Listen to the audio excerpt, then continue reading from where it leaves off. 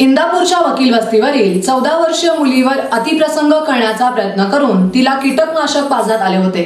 आता 3 दिवसानंतर मृत्यूशी झुंज देताना तिचा मृत्यू झाला। या सर्व प्रसंगानंतर भारतीय जनता पार्टीच्या रणरागिणी अंकिता पाटील ठाकरे आक्रमक झाल्यात। त्यांनी थेट इंदापूर पोलीस स्टेशन गाठले आणि पोलिसांना निवेदन देऊन कठोर कारवाईची मागणी केली आहे। पाहुयात अंकिता पाटील ठाकरे काय म्हणतायत। मुलीवर घरी जाऊन अतिप्रसंग करण्याचा प्रयत्न केला आणि त्याला औषध पाजले विषयाने तिचा आज मृत्यू झालेला आहे। आज तुम्ही त्या अनुषंगाने निवेदन दिलं, काय मत आहे तुमचं?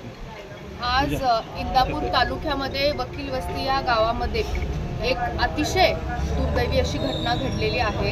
एका 14 वर्षाची जी मुलगी आणि ती ज्या शिक्षण संस्थेमध्ये शिक्षण घेत होती ती सराठी येथील जिजामाता शिक्षण संस्था, तिथल्या संस्थेमध्ये काम करणारा एक कर्मचारी तिच्या घरी येऊन, त्या मुलीच्या घरी येऊन तिच्यावरती अत्याचार करून तिला विष पाजून तिची आज दुर्दैवी तिचा आज मृत्यू झालेला आहे। 3 दिवस ती हॉस्पिटलमध्ये ॲडमिट होती, ती व्हेंटिलेटरवर होती। तिने पोलिसांना जाब पण दिलेला होता परवाच्या दिवशी। आणि एक महिला म्हणून ही अत्यंत वेदना देणारी ही घटना आहे। आज आम्ही इथं पोलीस स्टेशनला आमचे सर्व पदाधिकारी आम्ही सर्व आलेलो आहोत आणि आज आम्ही निवेदन दिलेलं आहे आणि आम्ही हीच त्यांना विनंती केलेली आहे की लवकरात लवकर, आरोपी तर ताब्यात आहेतच पण आरोपी बरोबर अजून 3 जण आहेत ज्यांनी पण येऊन तिथे दमदाटी केलेली होती आणि एक खूप विचित्र प्रकार हा इंदापूर तालुक्यामध्ये हा घडलेला आहे।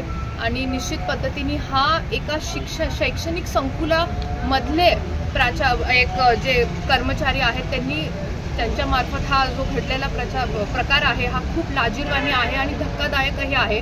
कारण आई वडील जेव्हा आपल्या मुलांना शिक्षणासाठी एका संस्थेमध्ये शिक्षण घ्यायला पाठवतात त्यामुळे ते असा विचार करतात की आपली मुलं सुखरूप आहेत त्या संस्थेमध्ये। तर अशा प्रकारच्या घटना जर घडत असतील तर मला असं वाटतंय की ही खूप गंभीर अशी बाब आहे आणि आईवडिलांच्या दृष्टिकोनातून, म्हणजे इंदापूर तालुक्यामधले सर्व आईवडिलांच्या दृष्टिकोनातून ज्यांना मुली आहेत, हे खरंच खूप वेदना देणारी आणि एक भीती निर्माण करणारी हा प्रसंग घडलेला आहे। ह्याच्यामध्ये काय राजकीय दबाव वगैरे वापरला जात असल्याची, म्हणजे ते कुटुंबाकडून म्हणलं जातं की काही राजकीय दबावापोटी बाकीचे आरोपी पकडले जात नाहीत।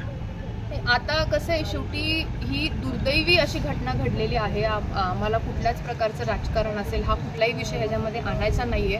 आम्ही आज खरंच त्या आई वडिलांच्या ज्या भावना असतील त्या, म्हणजे खरंच आम्ही इथे विचार करू शकत नाही की एवढ्या तीव्र भावना त्यांच्या असतील, कारण त्यांनी स्वतःची 14 वर्षाची मुलगी म्हणजे त्यांच्या स्वतःच्या घरात येऊन असा प्रसंग घडला। Babanrao Dhaytonde, star Maharashtra news, Indapur.